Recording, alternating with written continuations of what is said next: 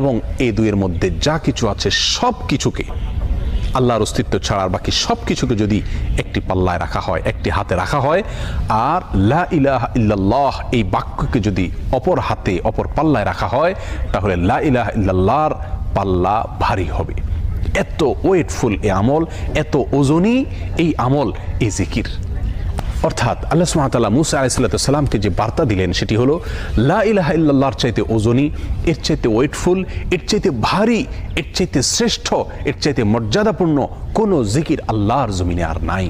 প্রিয় বন্ধুগণ, মুসা আলাইহিস সালামের জন্য সবচেয়ে স্পেশাল দোয়া হিসাবে, সবচেয়ে স্পেশাল জিকির হিসাবে আল্লাহ সুবহানাহু ওয়া তাআলা যে দোয়াটি নির্বাচন করলেন, যেটাকে সবচাইতে ওজনী আমল হিসাবে আল্লাহ সুবহানাহু ওয়া তাআলা স্পষ্টভাবে ব্যক্ত করলেন, সেটি হলো লা ইলাহা ইল্লাল্লাহ।